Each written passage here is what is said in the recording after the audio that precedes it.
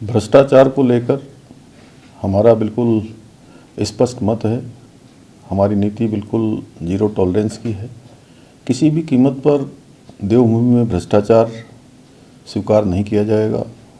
हमारी सरकार भ्रष्टाचार को जड़ से समाप्त करने के लिए लगातार काम कर रही है और हमने भ्रष्टाचार को समाप्त करने के लिए 100 से भी ज़्यादा नकल के मामले में फैले भ्रष्टाचार को पूरी तरह से समाप्त करके जड़ से समाप्त किया और 100 से ज़्यादा नकल माफियाओं को जेल की सलाखों के पीछे भेजा।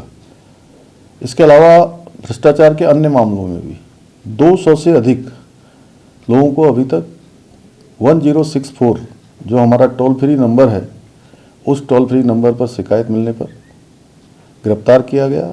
विजिलेंस के द्वारा हरिद्वार नगर निगम में भूमि खरीद घोटाले का प्रकरण जैसे ही मेरे संज्ञान में आया, तत्काल हमने शासन से एक वरिष्ठ अधिकारी के नेतृत्व में जांच बैठाई, जांच दी उनको और जांच की रिपोर्ट आते ही भूमि विक्रेताओं के बैंक के खातों को सीज किया गया है।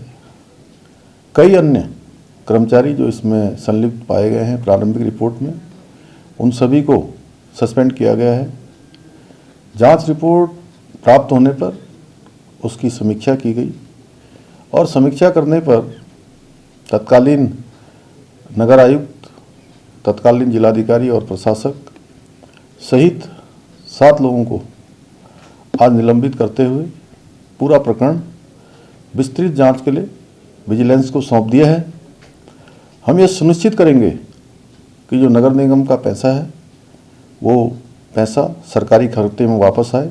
इसके लिए हमने आदेश दे दिए गए हैं। साथ ही नगर निगम के कामों की स्पेशल ऑडिट की जाएगी।